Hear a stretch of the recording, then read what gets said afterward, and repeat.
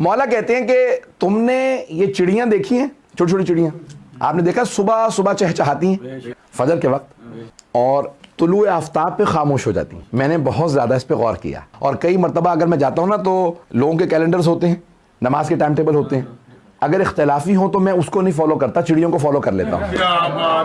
ممکن ہی نہیں ہے صبح صادق سے پہلے بولنے لگے اور طلوع آفتاب کے بعد بولتی رہے.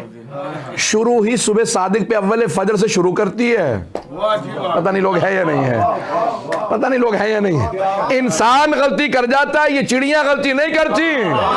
اب مولا فرماتے ہیں کہ بھئی کسی نے سوال کیا تھا، کچھ پوچھا کہ یا علی یہ اتنی عبادت کیوں؟ کہ تم نے چڑیوں کو نہیں دیکھا؟ رات میں آندھی چلتی ہے، طوفان آتا ہے، ان کے گھونسلے تنکوں کے ہوتے ہیں، اڑ جاتے ہیں اسی آندھی طوفان سے، گھونسلے ٹوٹ جاتے ہیں، تنکے اڑ جاتے ہیں، اور جانتی ہیں آندھی اللہ نے چلائی تھی، لیکن فجر پہ کبھی یہ نہیں کہتی اب کیوں تیری عبادت کروں، کہا اب کیوں تیری عبادت کروں، رات تو نے میرا گھر تو گرا دیا. مولا کہتے ہیں رات میں ابھی تازہ تازہ گھر اجڑا ہوتا ہے، صبح صادق ہوتے ہی تسبیح پھر شروع کر دیتی ہے. کہتی ہے تمام تعریفیں اس خدا کی، کہ پھر دوبارہ ہم شروع کر دیتی ہے، شکوہ نہیں کرتی. اللہ اکبر. مولا کہتے ہیں جانور ہوتے ہوئے، پرندہ ہوتے ہوئے شکوہ نہیں کرتی، فوراً تسبیح شروع کر دیتی ہے. کہا کہ مولا مختلف جانوروں کی آپ نے نشانیاں بتائیں. کہا بھئی مجھے کتے کی ایک صفت بڑی پسند ہے، اور سے سنیے گا، مولا علی کا جملہ نہ ہو تو میں کبھی نہ پیش کرتا. مولا نے کہا مجھے کتے کی ایک صفت بہت پسند ہے. مولا کیا؟ کہ اس کا مالک مار مار کے اس کا برا حال کر دیتا،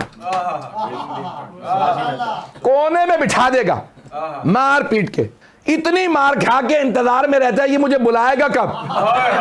پتہ نہیں لوگ ہیں یا نہیں، کیونکہ آپ لوگوں نے اصل میں کبھی کتا پالا نہیں ہوگا، پتہ نہیں ہوگا، پتہ نہیں لوگ ہیں یا نہیں. مولا فرماتے ہیں جتنا مرضی مالک مار لے، انتظار میں ہوتا ہے یہ بلائے گا کب، اور ایک اشارہ کر دے مالک آ جا تو فوراً آ جاتا ہے، پاؤں میں لوٹنے لگتا. یہ نہیں کہتا ابھی تو تو نے اتنا مارا تھا. مولا کہتے ہیں اللہ کو وہی بندہ پسند ہے جسے اللہ پریشانی بھیجے شکوہ نہ کرے کہ پروردگارہ تو نے دیا تھا تو نے لیا.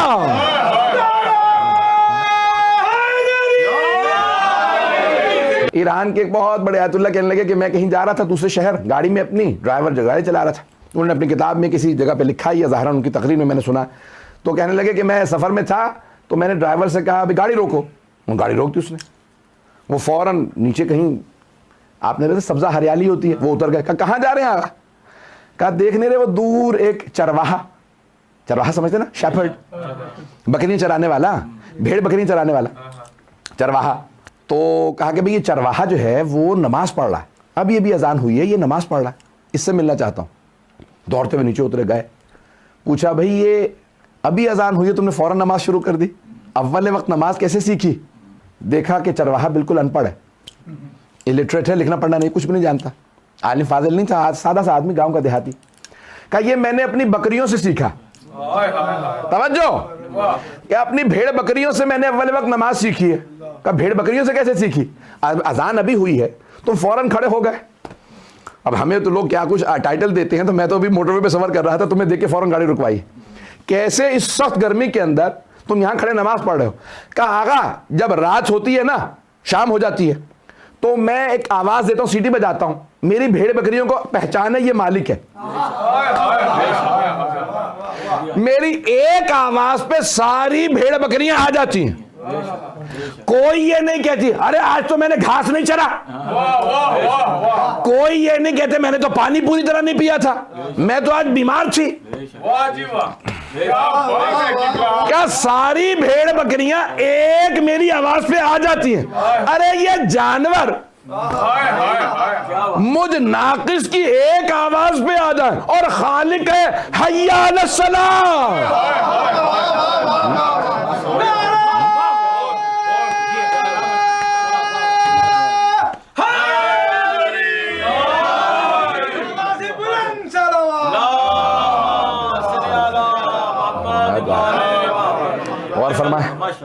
آپ نے غور فرمایا کہ بھئی یہ ایک میری آواز پہ ساری بھیڑ بکریاں آ جاتی ہیں، میری ایک آواز پہ. کبھی یہ نہیں ہوا کہ میں جا کے کہوں کسی بکری سے پوچھنا پڑا ہو کیا بات ہے تو آج کیوں نہیں آئی؟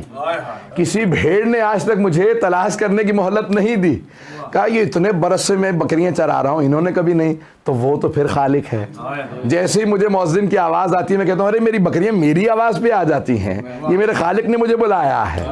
میں نے اول وقت اپنے ان بھیڑ بکریوں سے سیکھا ہے. پتہ نہیں لوگ ہیں یا نہیں ہیں. جتنے پہلوؤں کو دیکھیں گے آپ کو کچھ جانوروں میں ایسی صفات نظر آئیں گی کہ وہ آپ کو اس عروج پہ پہنچا دیں گے.